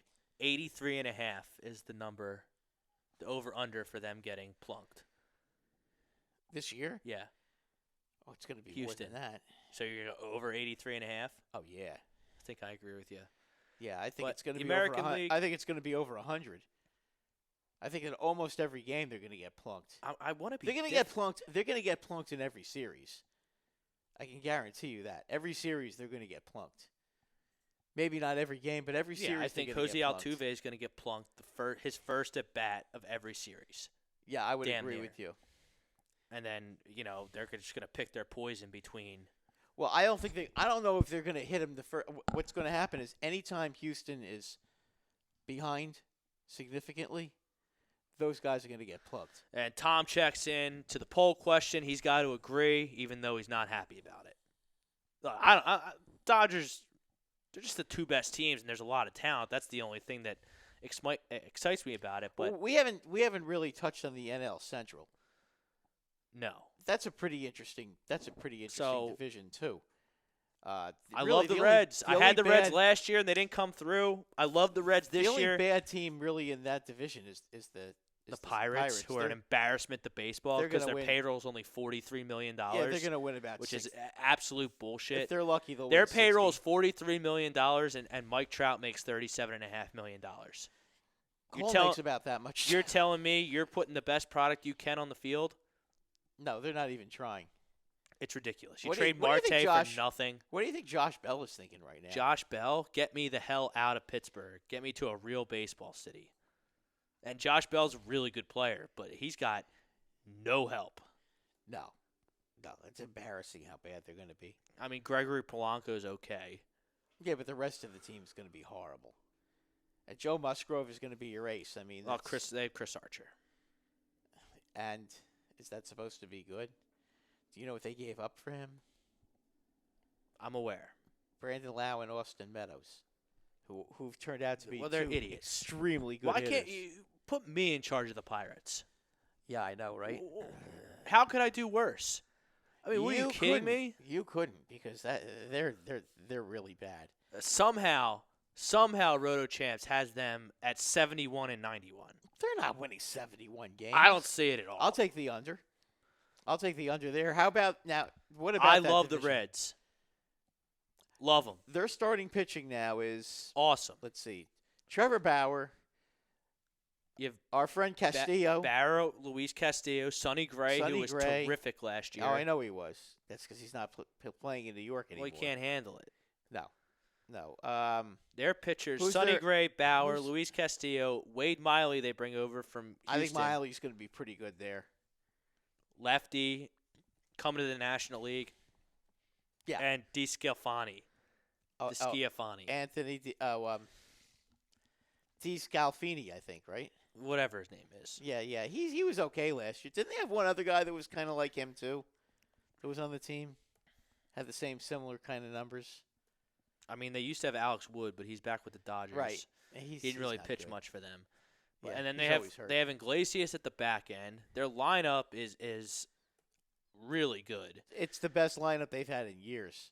They got the Japanese guy coming over, Shogo Akimaya. Yeah, I've heard that he's pretty good. I mean, his projections are through the roof. Eugenio Suarez is a premier power hitter. Yes, he is. They bring Mike Moustakas in, as a premier power hitter. Nick Castellanos can just absolutely mash. To go with the first baseman, Votto, who's a tremendous player, and now he's going to have some help. He was a tremendous player. I'm not sure. Listen, and you know what though, with that lineup, Aristides he'll Aquino, get some who hit a help. home run every at bat last year since he got called up. I love the Reds in this. I know I was a year early on the Reds last year, but I think they got the goods yeah, but this year. I think you might be right about them. I think they could win the division. They're projected. Milwaukee still has no starting pitching. Milwaukee is just. They can hit though. I mean, losing Moustakas is Who's going to play third base for them now? third base. They have Eric Sogard. The guy that used to play for Toronto? Yeah, so big drop off. He's okay, but Lorenzo Cain is not what he was. Christian Yelich is a beast. Their new guy Herrera is pretty good. Yeah, and then they have Avisel Garcia is going to be. He's a there good this hitter. year. Braun is older, but I mean, look at their. yeah, but their pitching is not good. Brandon Woodruff, okay player. He's okay. Adrian Hauser, Brett Anderson, Josh Lindblom, Eric Lauer. I think Eric Lauer and Brett Anderson are going to be pretty good. I mean, they don't even have the But the bullpen. rest of them- They don't even have the bullpen they had in years past. No, They have Hader, who's he's still dynamite, but beast. I could see that. Brent I could Suter, see David them, Phelps, Freddie Peralta. I could see them finishing fourth. this year. Knable's hurt. Yeah, I think no. they're gonna come I in don't know fourth. about the Brewers this year. Yeah, I think they can come in It could fourth. be a little long summer. I mean, The Cubs. the Cubs. I don't know what they're doing. Cause like There's a team with a lot of it's like talent, but it seems like after they won the championship, they haven't even come close to being the same. They need Rizzo to step up and have a monster year. I mean Rizzo's pretty good. He's far from the problem there. No, but Same they with need Bryant. him and Bryant to come up and have monster years. Javier Baez is a real good ball player. Contreras is awesome. Yep, he is. He's always has been. The thorn in the side with the Well, the problem is that Addison Russell was such a disappointment. but even then, I mean Schwarber has been a stone bust. You have He hasn't been as good as Hayward's they been a expected. stone bust. Yep. Ian Happ's been a stone bust, and they have Kipnis going to play second base coming over from Cleveland. I think Kipnis is going to be. I think Kipnis in the It's National not League is bad. going to be okay. We'll see. He is what he He's is. injured Rob. a lot. I Yeah, mean, I he is. don't know how much you can count on him. And then you look at Darvish is older, Quintana's older, Kyle Hendricks. I mean, Lester, Chatwood. I don't know what's I don't going on like with their Chat- bullpen. I don't like Chatwood at all. You have Kimbrel at the back end, which is pretty good. That's pretty good, actually. I mean, I don't know. I see third place for them. yeah, I think the Cardinals are going to come in second, and the Reds. the I like Cardinals- the Reds. The Cardinals still have Flaherty, who's had an unbelievable second half. I heard what's his name is hurt. The pitcher that was 16-4 2 years ago, and then last year had a bad year. The guy that was on my fantasy team. What the hell was his name? Miles Mikolas. Yeah, Mikolas. He's hurt already.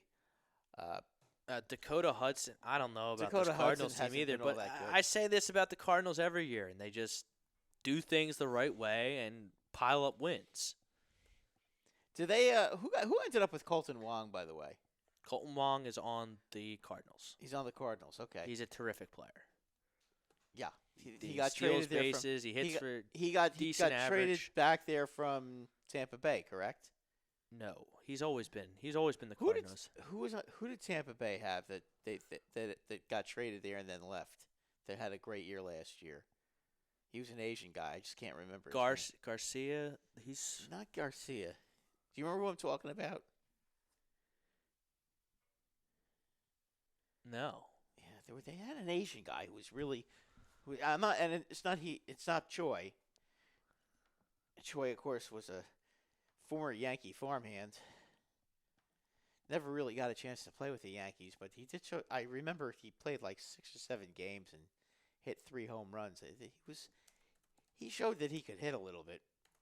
Yankees didn't really give him much of a chance. I'm just trying to remember who it was that they had, but the Cardinals always seem to. I always figure it out, but past Goldschmidt, I mean, DeYoung's a pretty good player. Carpenter's old. Yachty's old. Harrison Bader, I don't know what he's going to do. Tommy Edman, unproven. Yeah, Dexter but he had Fowler's He had a old. good year last year, though. Carlos Martinez can't be trusted. Dakota Hudson hasn't lived up to his prospect type. I think it's going to be Reds, Brewers, Cubs, Cardinals, Pirates. If I had to stack them, I don't know what the Cubs are doing. All their star players were at the center of trade rumors the whole offseason. I just don't know. I love the Reds. Love the Reds this year. Did you figure it out? I'm trying to figure this out right now. So if I'm predicting the playoff teams, New York, Tampa, Minnesota, Houston, Oakland.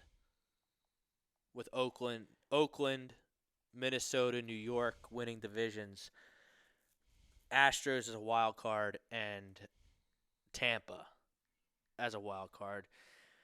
In the NL, I'll be a homer and pick the Phillies in the East, the Reds in the Central, Dodgers out West. I like the Diamondbacks a lot for a wild card, and all right, is Jordan Hicks going to be back with them again? Jordan Hicks had Tommy John surgery in the middle of last year. Okay, so he's not. Adam Wainwright retired, right? I don't know about that. He might try and pitch, but he's not. He's not what he was at all. No, you're right. I mean, can Andrew Miller come back and have a good year? Because he hasn't really been that big of a factor. He'll be all right. Gallegos had a tremendous year last year, but I don't know if you can count on him to have that kind of year again. I mean, he was unbelievable last year. And it's going to be, I think the Mets or the Nationals are going to be the second wild card in the National League. They always try. They always seem to screw everything up. Who, the Mets? Yeah. Yeah, they do. They do. I agree with you. I think they're better than the Nationals, though. I think they're better than the Nationals. I do. Who, the Mets? Yeah. I still think that they're. I think that they may have the best. So they may have the best roster from. Diaz, Lugo, Waka comes over. Familia's still there. Justin Wilson, who I thought was a good signing last year. Brock. I think the Mets are going to go to the playoffs. I think it's going to be the Mets and the Diamondbacks as wild cards. I think the Phillies, the Reds, and the Dodgers win divisions. I think the Braves, the Nationals, the Cubs are all left out. And then I think it's going to be the Dodgers and the Yankees in the World Series. It's going to be. I kind of like what you're saying. I don't disagree with any of that. But Baseball, we'll have to table that. We'll get some nice insights as spring training moves on. But, Brad, NBA starts up Thursday. Hockey's going. Let's start with the Philadelphia Flyers. They got a big home and home. Oh, huge. With Columbus. Huge. And the thing with the Flyers is if they can knock Columbus out right here, if they can beat them twice, that would really put a damper on Columbus's hopes of making the playoffs. Yeah, but you got to win. I mean, you got to win one of these. You got to win at least the home game. Yeah, well, I mean, the Flyers this year have been a really solid team. I mean, let's be honest. I mean, when they lose, they don't lose to teams that they shouldn't be losing against. They had a couple of really bad West Coast trips that just really buried them. Yeah, but listen, but the West Coast, it's always tough to play. It's always tough to play those West Coast teams in the NHL. It's always tough to go out there. The Western Canada trip is always tough too. All those teams are pretty good now. When you go out and you play Calgary, Edmonton, and Vancouver, that's not so easy anymore. I know they really struggle with that trip, but I mean a lot of teams struggle with that trip now. What's really it's going to boil down to is they have a lot of games in their division, correct? The Flyers, they are in the second wild card right now.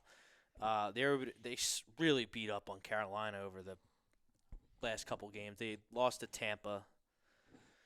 Oh, yeah, I guess it was Saturday afternoon. You can't be all that mad about them losing to Tampa. I mean, Tampa's been the hottest team in the league, and So 78 points are the Penguins. The Capitals are 79 points. That's the Metropolitan, and then New York and Columbus have 72.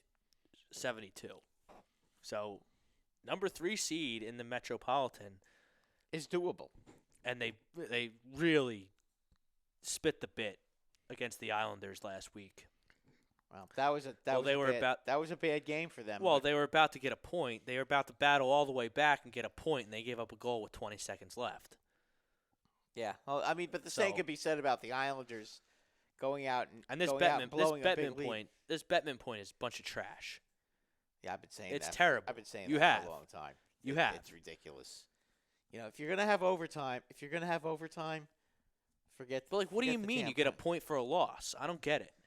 Yeah, well, What's the point of that? Because it used to be in the NHL when they had ties, you got a point for a tie. So they're giving you. That's fine. Yeah, but the thing is, what the NHL really should do, and they won't, but what they really should do is, if you win a game, what's the point of the shootout? If you still get a point, if you lose the fucking shootout, hear me out. It's so stupid. Hear me out. If you win the game in regulation or in overtime, you get 3 points. If you win a game in a shootout, you only get 2. If you're gonna have 1 point if you're gonna get a point for losing in overtime or in a shootout, then you should be rewarded extra for winning a game in regulation. Yes. I mean, yeah. To me, makes perfect sense. That's this a Bettman no-brainer. point, 1 point for a loss. It's terrible. And I bet you if we looked at all these teams, I'm sure the Flyers have their share of Bettman points. All these teams have their share of Bettman points. But I would like to go through these standings and see if you either get 2 points for a win. Like forget about the points. The teams with the best record should be in the playoffs. Well, yeah, I mean, listen, I know my wins my and losses. My Rangers have 4 overtime losses this year. They've been pretty good in overtime this year. OTL, when I'm looking at the standings, right? That's overtime losses. Columbus has 12 overtime losses. Yeah, but your losses. That's 12 points. 12 points for losses. The Bruins have 12 overtime losses. No wonder they're at the top of the standings. They lose the game and they still get a point. It's absolutely absurd how the sport of hockey it's ridiculous. You know what? Stoops to this level of softness to reward teams that lose fucking hockey games. Well, here's the other problem. Okay, is that when you're playing when an Eastern Division team is playing a Western Division team, and it's a tight 1-to-1 game. You know what?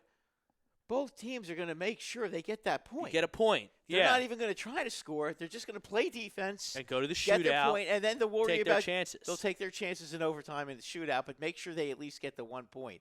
That's why it is bad. That's why it's a dumb rule.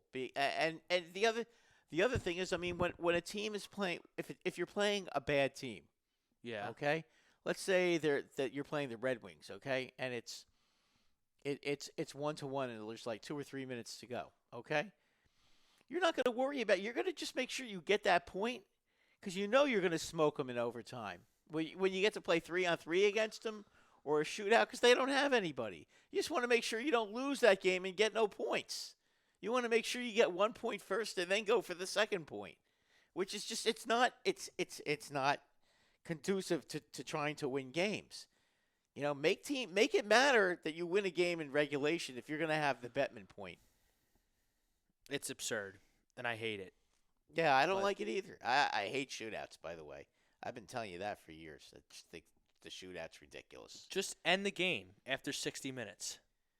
Well, they used to. End the game after 60 minutes. They used to, and then no regular season overtime, no shootouts, no Bettman points. You get to the playoffs, whatever. You want to go 4-on-4, and because no, they go 5-on-5 in the playoffs, right? Yeah, they play overtime until somebody wins. You know, and they do it a period at a time. They go a period at a time. Stupid nonsense that you get a point for losing a hockey game. It's nonsense. I agree with you. Could you imagine getting half a win in baseball if a game goes to extra innings? That's what they're doing. Yeah, that's exactly what they're doing. I know what they're doing. That's the whole point. It's ridiculous. Or it's like the shootout is like the NBA after the game when regulation's over. That would be like them having a free throw shooting contest or whoever hit. You have 3-point shootout or a dunk contest. Yeah, or you play horse. Two guys play horse. You get an extra point because you have the best dunker in the league or the best three-point guy in the league. It's so dumb. That's how stupid it is. Looking at the Flyers schedule, you got a big home and home here, Columbus. They'll be at home tomorrow, Thursday. So it's not a back-to-back. They'll get a day of rest at Columbus. I got to tell you, as a Ranger fan right now, I'm rooting for the Flyers to win both games in regulation. I'm going to tell you why. Rangers right now are 8 points behind Columbus with 2 games in hand. Okay? You guys knock off Columbus twice. Okay? Yeah. We play the Blackhawks in the middle of the week. We'd be 6 points behind in the last playoff spot with 3 games in hand. Now, 3 games in hand, obviously 3 wins is 6 points. Yeah. That puts us squarely. I'm not sold on Columbus at all. That squarely puts them right back in the battle. And I'm not. You know what? We get to play Florida one more time. If you're a Ranger, they're not that good. Florida? Yeah, I've watched them twice against the Flyers. I mean, they don't play defense. They have some good players, but I mean, Bob looks like his best days are behind him. Yeah, he has. They have that one Russian guy who skates around and is a beast. Alexander Barkov? Yeah, that guy. He's really awesome. Good. But, I mean, their defense. Yeah, they got Vinny Trocheck, but Vinny Trocheck hasn't been the same player since he had knee surgery. I think he's only got about 35 points this They're year. going to have home against some bad teams in Winnipeg and San Jose. You got to win. Winnipeg is not a bad team. No? No. San Jose is. Winnipeg is not bad. Winnipeg is like right in the midst of a playoff chase. Then you got a home and home with the Rangers. They'll probably split that. Then you have Washington, Carolina. Probably split those 2 games too. So to close out the month here, you have Columbus, Winnipeg, San Jose, New York. New York again on the 1st. Not easy. It's not going to be. Not easy. It's One not thing going to be easy the Metropolitan Division, if you look at the Metropolitan Division, without a question, it's the best division in hockey. 1 through 7, even if you take the Bettman losses into account, every one of those teams are over 500. So you have the 7th place team in the Metropolitan Division, even with the Bettman losses, would be 2 games over 500. Rangers are 6 games over 500, and they have 4 Bettman losses, so they'd be 2 games over 500. How would you like to be 6th out of 7 teams and be 2 games over 500. You sit there and you're saying, well, we should be like 4th, shouldn't we? In most other divisions, they'd be right there. They'd be like 3rd, 4th, 5th, not 7th though. Just that division is it's a really good division. You're looking at really 7 very good teams. You still maintain that the Flyers are a playoff team? Yes, I do. Do you think they're going to get the 3rd in the Metropolitan? Yeah, I think they can get there. They can get there. I get that, but will they? I think they I will. like watching the Flyers. I think they will. I really do. I think the problem with the Islanders is the Islanders have these periods where they can't score, and that I think is gonna come back to haunt them in March. I know defensively they're as good as it gets, but you still have to score goals to win. And I think that the Flyers are not subject to having those kind of issues. As long as Carter Hart gets back into the net and plays well and stays healthy, I don't think they'll have any problem finishing 3rd. I think that the Islanders will certainly finish 4th. They're good enough to do that. As I said, the 5th spot is where I think the Rangers could sneak in. So you think the Metropolitan is going to produce both wildcard teams? Oh, absolutely. Absolutely. I think, really, if you look at it, Tampa Bay and Boston they might be the 2 best teams in the conference. Okay? I think they probably are the 2 best teams in the conference. But after Tampa Bay and Boston, the third team is kind of, it should be the Maple Leafs. They haven't played like it, but I think at the end of the season, the Maple Leafs will figure out a way to be the 3rd team in that division. The rest of the division stinks, though. You're looking at Florida, they're not that good. Buffalo, they're not very good. The Canadians can't score, and they seem to be in complete disarray. And then you've got Ottawa and the Red Wings, who are both awful teams. So, really, as I said, I think at this point, I think there's going to be 5 teams in the Metropolitan Division. As I said, as a Ranger fan, I think our best chance is to catch Columbus. I don't think we're as good as the Flyers, and I've been saying that all season. I think they're a year behind the Flyers right now. They're not ready. The Rangers are not ready to beat primetime teams like Boston yet. The Flyers have already proven that they can do that once in a while. Yeah, they they won in Boston. They won in Boston. They didn't they win in Washington? Didn't they win again? Yeah, they in won Washington? 7-2. Yeah, that's what I'm saying. That's what I'm saying.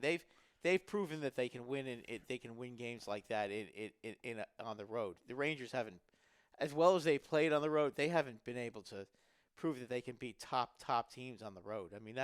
That's how you make the playoffs. And the Flyers have done that, and I think they're a little bit ahead at this point. That's why I'm looking at Columbus. I think that they're the team. Seth Jones is out for 2 to 4 weeks with an injury. I think that's a critical injury for them, and I think that that's going to knock them out of the playoffs. And I can see either Carolina or the Rangers catching them.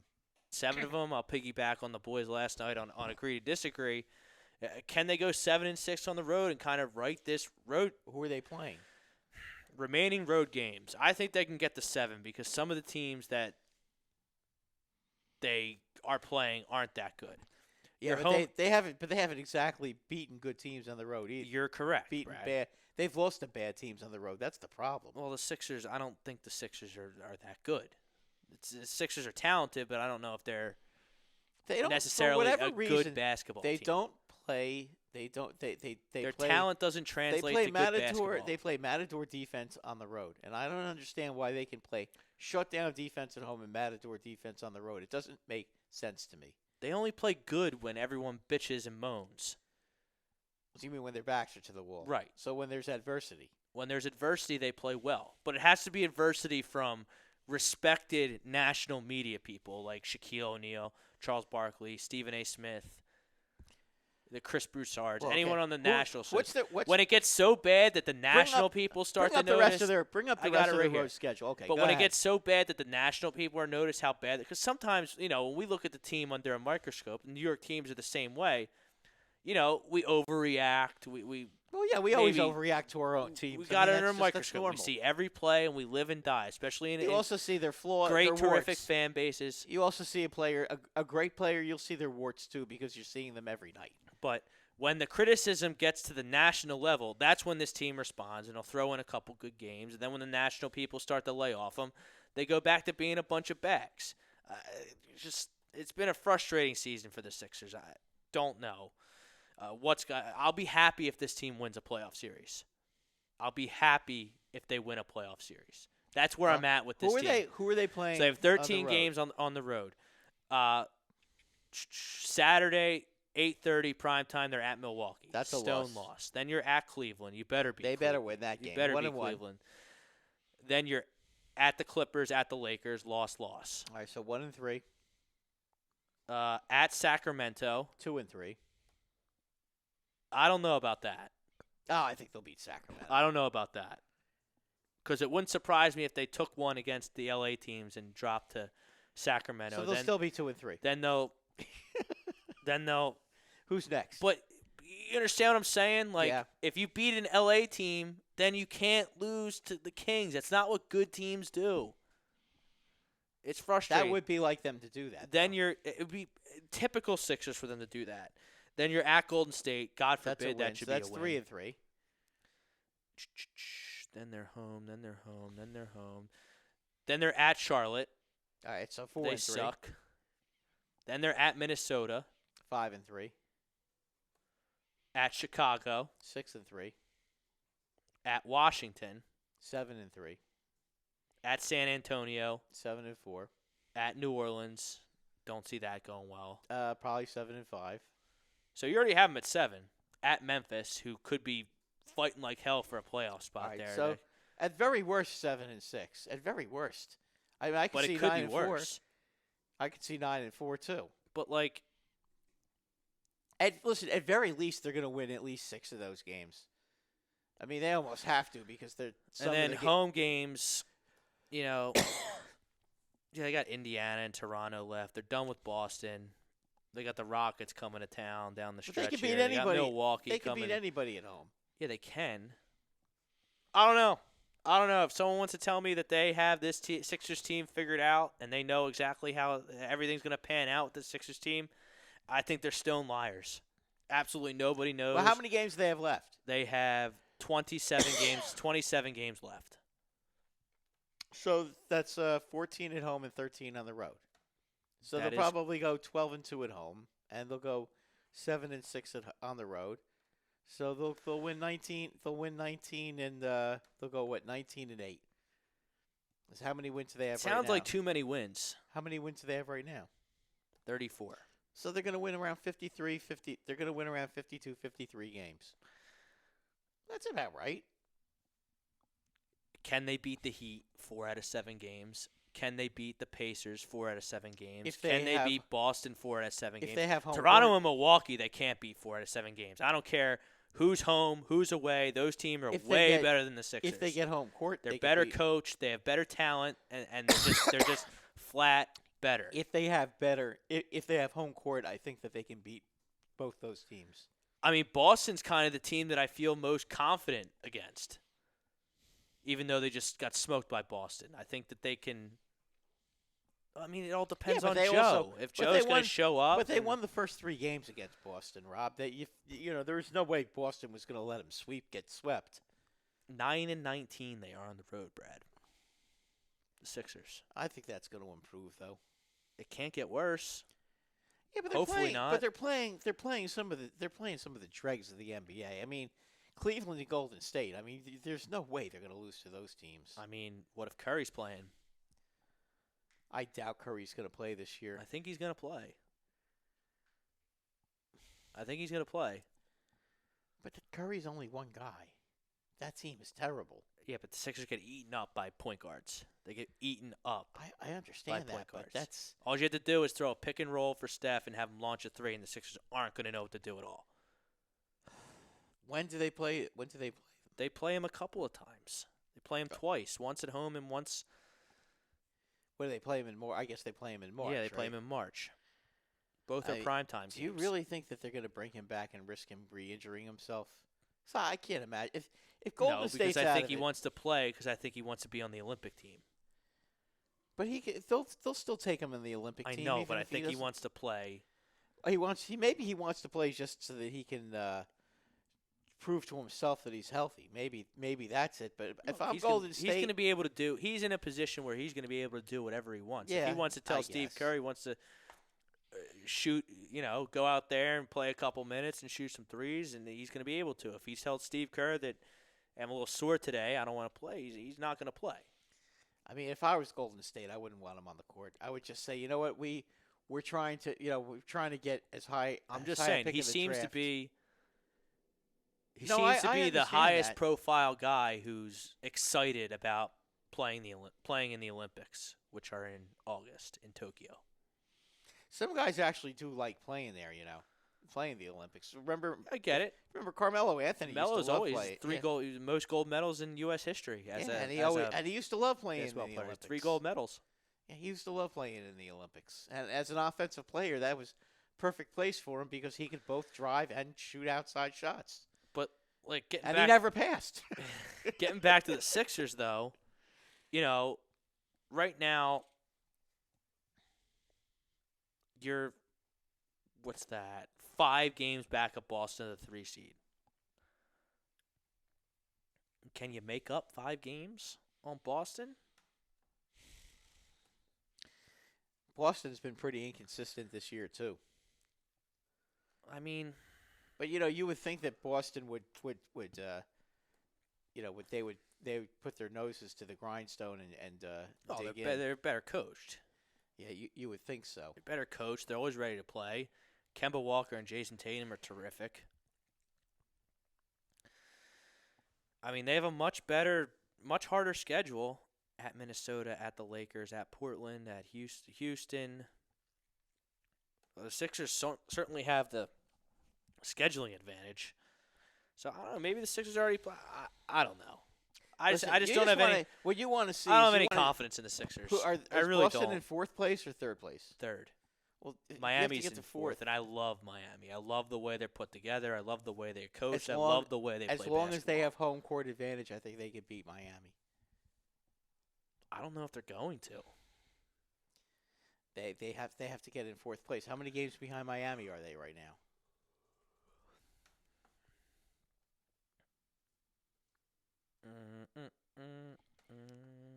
It's close.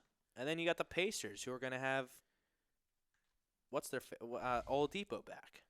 They're a problem too. Wouldn't be trying to play them at all. I'd rather play Boston than Indiana. Well, it's going to be. They're only 1.5 games back of the Heat. So they could might they get could there. catch they could get it. Listen, they got to get home court. You don't want that team having unless they could start proving that they can win some big games on the road against top quality teams and not get beat up by. I mean, perfect example. Bottom line is that I'll game be against shocked. Atlanta. That game against Atlanta, that loss to me was a scary loss. I will be shocked if they win a playoff. Not shocked if they win a playoff round, but I'd be shocked if they got to the Eastern Conference Yeah, I Finals. was going to say if they win two rounds, I'd be shocked. One round, I wouldn't be so surprised. I mean, because especially if they can get home court in the first round. They looked big and bad against the Clippers, but those softies are still in there. I'm convinced of it. Yeah, but you know what though? It's a regular season game, and I don't know. They get up for these games at home. They've got to start. No, they're good at that. All right, that'll do it for this edition of the Sports Hounds. We'll see you next Monday, same time, 7:15ish. We'll be going on the air to about 9:15ish. Until then, peace.